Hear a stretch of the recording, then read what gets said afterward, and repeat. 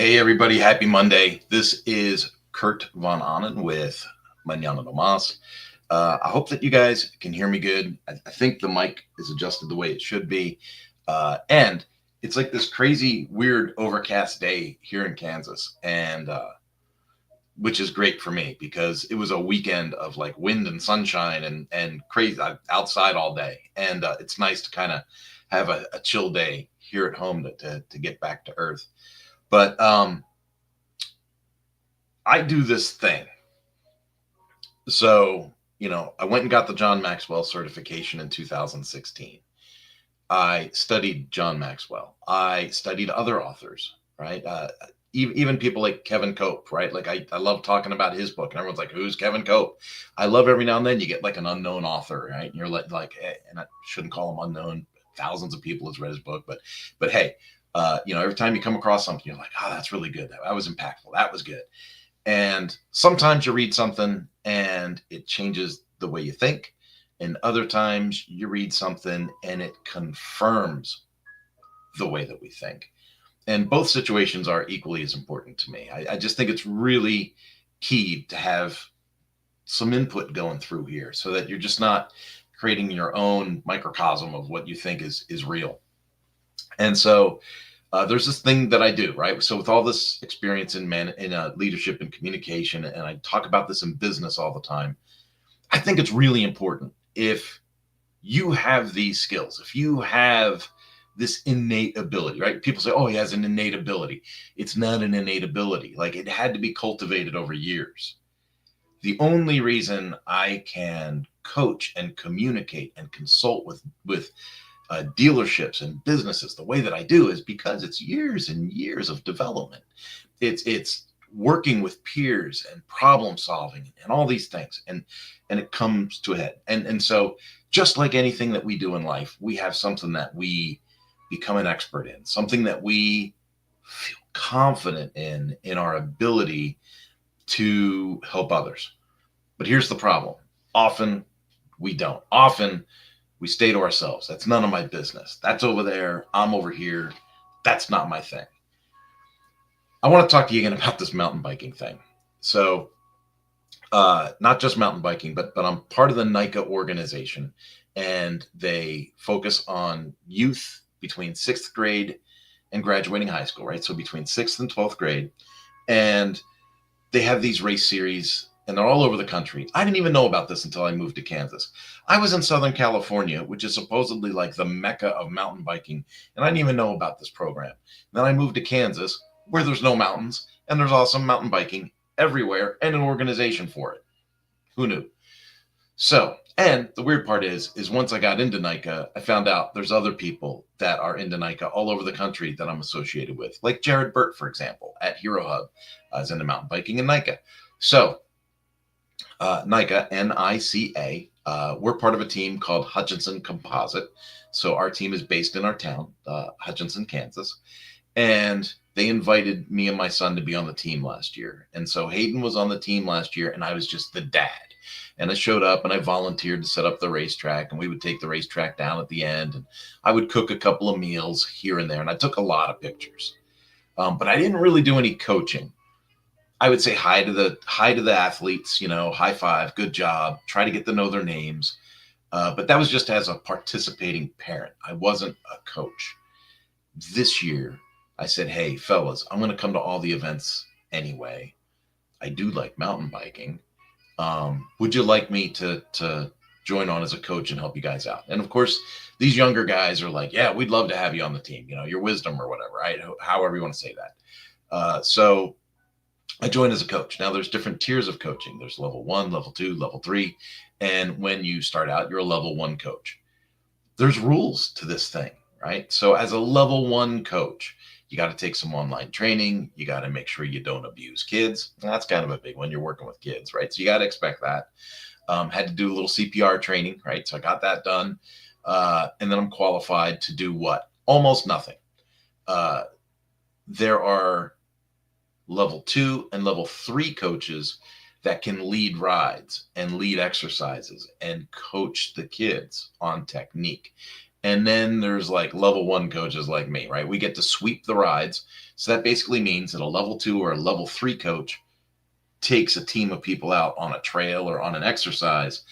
And then the lackey gets to follow up, make sure everybody finishes, and that kind of thing. Now, something really unique has begun to happen through that process. You could be a sweep and just ride at the back of the pack and just, right? But what happens? The athletes that need the most help usually end up in the back of the pack. And so I'm there, I'm the sweep. And I have a lot of racing knowledge. I got 20 years of racing motorcycles underneath me. And I got, I don't know, now I'm up to 7 or 8 years of 9 or 10 years of mountain biking. And I've been a road cyclist since I was a child. So we'll be plunking along. And yes, Saturday was a great example of this. And I want you to listen to this story because its impact to business, and referencing the stinking book I put out a couple of years ago, is it's uncanny. It's uncanny how our lives circle around us and things keep coming back into focus. So we start on the trail, and I'm not going to mention names because kids' parents watch these lives and stuff, and I don't want people to think I'm talking about their kids, at least publicly out and about. But we start, so the coaches go and ride the track first. That's one, right? So we go ride the track first. We get to see the track first. Here's these rocks, here's those rocks, here's a climb, here's a descent, here's an off-camber turn, here's a bank turn, this one's sandy. So you understand. So when you take the kids out, you're not like, I don't know, we'll wing it, right? No, we don't do that. We go out and we go, okay, let's show them how to do this. And so one of the level 2 or level 3 coaches takes lead. A level 1 coach, like myself, takes the sweep. And the group starts. Now, this is going to be under 3 miles for a lap. It's not a huge lap, but it's a pretty technical track we're at this last weekend. It's up in Manhattan, Kansas. And for those of you that are in other states that mountain bike and you're thinking, there's no mountain biking in Kansas. There is crazy good mountain biking in Kansas. Now, my problem is I am riding an enduro bike. I bought a giant Rain Anthem #1, right? Yeah, so and it's a 2017 Giant Rain. It's got like 7 inches of travel. And the thing is basically running like motocross tires. Like the bike is heavy. And it's got a ton of suspension. So even if I lock out the suspension, I still get some move, right? Because it's an aggressive suspension. And so I got a lot of effort to do. I'm not riding some cyclocross bike, not cyclocross, but I'm not riding a cross country bike around in the woods. I'm riding a real enduro bike. And so I'm in the back and this group starts. And again, I want you to pay attention to the story because I'm going to relate this at the end and kind of do this wrap up here.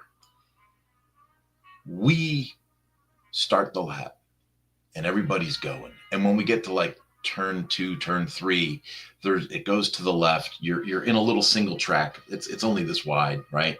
There's this little single track section that you're in. And there's a lot of runoff space, but you're supposed to be in this little single track section. And there's a bunch of loose rocks in there. And you're just going to go over the rocks. One of our riders basically jumps off the bike, right? Right? I come up on him. I'm like, oh my goodness, what's happening? Are you all right? Yeah, I'm fine. I don't do rocks. Okay. Time out. This is going to be a long lap. You're telling me you don't do rocks? No, I hate rocks. Okay. This whole trail is like rocks and roots and single track, and it's a pretty technical track. So it's going to be a long lap. Let's just get it done. See, that's what a coach does. A coach doesn't say, screw it, we're out of here. You don't need to do this anyway, right? No, you're like, okay, instead of saying I can do it or I can't do it, a coach says, well, how far can we go? Let's see how far we can go. And I talked about this a couple of weeks ago when we had practice before our first event. kids were coming up to these big hill climbs and they were just jumping off their bikes and walking. And I said, you guys are jumping off before you even try. Instead of saying I can or I can't, why don't you see how far you can?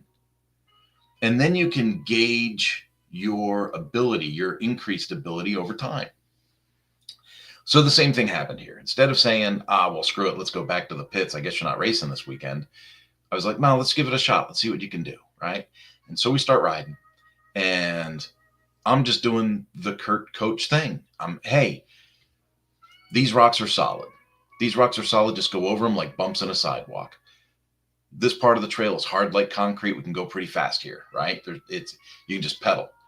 And this rider has power. This rider can pedal. So she's giving it good power. Then I say, we're going to turn back into the woods. We turn back into the woods. A couple of tight trees. She slows down a lot. And I said, hey, speed is your friend. Speed is your friend.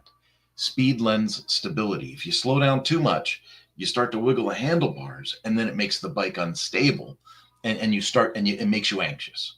So let's keep a little more speed and keep that stability going, and then you talk to riders. You say, hey, if you were standing at the top of a big hill and you pushed a bicycle down the hill, how far would the bike go on its own without you? It'd go pretty far, right? That's because the bike wants to stay upright. It only falls down if we tell it to. And like when you have these conversations with riders, especially with young riders, it begins to open up their minds a little bit. So as we're riding and as we're talking, I'm saying things like, I'm giving some forewarning. Remember, I said we had a coach's ride before. And again, if you're coming in live and you've got comments, put the comments in. Tell me who you are, where you're from. If you experience similar things, it's a great conversation. But I'm going to wrap this up at the end. I'm going to talk about how this all comes together. And so here we are coaching a kid on a mountain bike. And this whole weekend was like this for me. It was a really, really great experience. And this track was technical. So I'm coaching through, right? Like, hey, we got some loose rocks coming up, stay to the left, stay to the right. Okay, when you go to this next section, you're going to see a large rock coming out on the right. Go to the left around it. And then you're going to kind of serpentine around to the right of the next one. The next rock is a wheel lift. You're going to have to lift your front wheel and pedal over. So when you get there, lift the front wheel. Okay, great job. You almost made it. You didn't even have to get off the bike. Okay, let's just keep going. And I'm talking through this whole lap. And we've got walkie-talkies, so I'm radioing ahead to the lead rider, and I'm saying, hey, don't worry, we're still in motion. We're in the back. Everything's good. And so we're working through this lap, and it's just under 3 miles of this, right? But we're going. It hit me like 2/3 of the way through the lap. Holy crud. I might be annoying the crap out of this child. She's an athlete and she wants to perform it. She wants to do it. She probably wants to figure some stuff out on her own. And I'm just blah, blah, blah, blah, in the back, right? Hey, you got a hairpin right-hand turn coming up. Body bike separation. You want your inside arm straight. Let's get through the turn, right? I'll set your weight. I'll weight on the pedals. And so I'm talking through this whole process.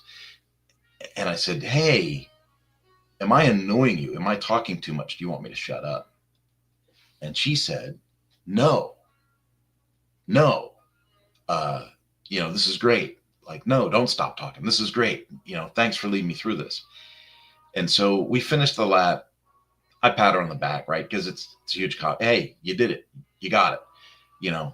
We're going to race this track on the very next day. Like, this kid's going to be in a race on this track the next day. So to think about that, right? Like, are you actually going to go out and compete this way? And it's interesting to me the way the brain works. When you're working with kids between 6th grade and 12th grade and you're coaching them how to mountain bike, you get results a lot more quickly. You get to see things a lot more quickly. And so, like, compared to like coaching people in a business, you get somebody that's 65, 68 years old, still running their own business. They're an entrepreneur. They started their business in, 1978, blah, blah, blah, blah, blah. They get set in their ways. And when you say, hey, let's take a look. Let's examine your processes and see what we could change to increase efficiency and productivity. Sometimes they freak out. But when you're coaching a young person how to mountain bike, you get to see results pretty quickly. Another great example was this. It was kind of like rock, going uphill. So it goes up and then it curves around real tight, like a really tight left-hand turn, but then it goes immediately downhill, and there's rocks and stuff to get around. And so uh, this was a hike a bike exercise for that particular rider. But on a later coaching lap, I had a young lad with me, and he said, "Oh, I want to try some stuff," and he kept going up to the inside of this turn because there's like an inside path, a rock, and an outside path. And I said, no, no, no. You want to think about how you want to open up the turn. Think about visually, think about how you want to get through the turn and how you want to come out of the turn.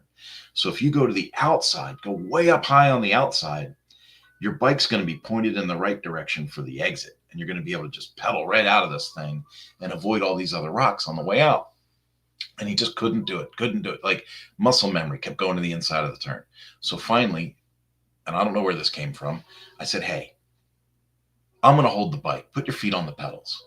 And let's go here. Let's see where you want to go. And I literally walked him up to, I said, see where these tracks are? That's where I want your front wheel to go. Let's get you up here. Let's get you up here at the top of this turn so you can see it. And so he's sitting on the bike and he looks and he goes, oh, that right there, open, right? So I said, here you go, feet on the pedals. And I let the bike go and off he went.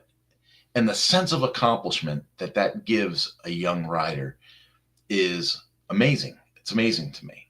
Okay.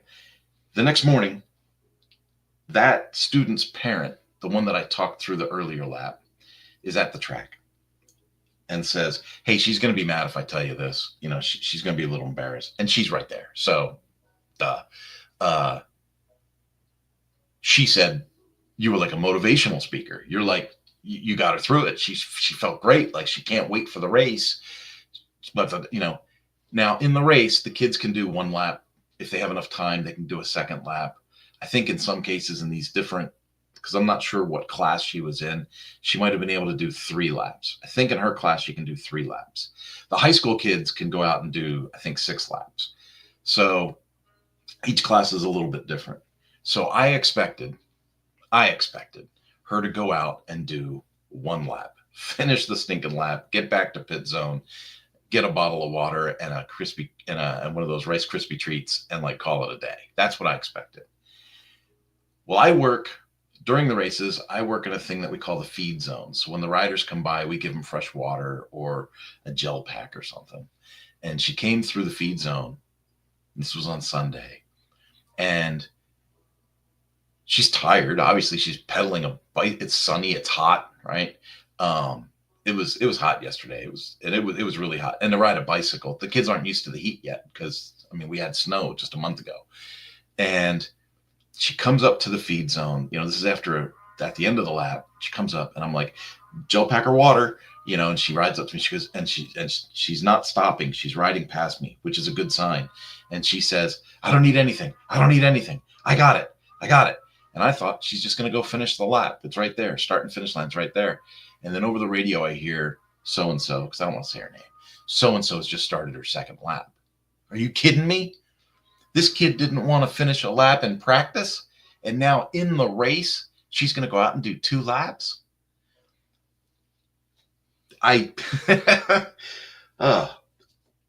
Folks, that is what coaching is. So that's what I say. Coaching, if you can do it, you do it. If you can do it, do it. If you have value, knowledge, confidence to lend to another human being, you are negligent if you don't do it. You're negligent if you don't do it. Do I get paid to coach these kids? No, it's a volunteer thing. It's one of the most fulfilling things I get to do. I volunteer at the church with the college age kids, and I'm there to mentor these kids over life decisions when they're 21, 22, 23 years old. Do I get paid to do that? No, it's a passion point. If you are skilled in communication and have experience and you can coach, you just do it. You just do it. And you add value to people. And that inner fulfillment that comes back to you is worth so much more than anything that somebody's going to pay you. It's worth anything more than anybody's going to pay you. Mountain biking isn't just getting around the stupid track. Mountain biking, lends itself, its experience lends itself to everything in life. And so if you can succeed at a challenging trail, well, then that midterm final doesn't look so threatening, does it? The end of year testing doesn't look so threatening, does it? That first day on your first job as a teenager doesn't look so threatening anymore, does it? You just know it's a challenge and you go and you do it. And the earlier in people's lives that we can coach them to overcome their challenges. I mean, the whole pandemic, I was online almost every day saying things like, hey, we got to find the opportunities within the obstacles. We have to find that silver lining around the cloud. We have to overcome our challenges. I was saying all these things. I was trying to coach people through things. But Zoom calls and mountain biking in the woods are they're different. They are different. And like I said, with the mountain bike coaching with young people, I get the benefit of seeing near immediate results. But that doesn't mean that that's it. That doesn't mean I'm just a mountain bike coach, right? I consider myself a business consultant. People pay me for advice on the next step or the next process development within their business to increase efficiency, effectivity, profit, things like that. You know, a couple of years ago, I felt inspired and I put out this book, Action Leadership from the Edge. Action Leadership from the Edge. And we have a website called the Action Leadership Team, right? So you go to actionleadershipteam.com. There's free courses in there, goes with the book, the whole thing. And the theme of this book was there's a lot of reluctant leaders out there. There's people that have the ability to fulfill a natural call to leadership, to coach. And for some reason, they choose to abstain. They choose not to do it. And I see people signing in more and more. So as the audience grows, folks, if you have a comment, put it in. I'm more than willing to engage with you here. I've got a few minutes before I got to blaze. But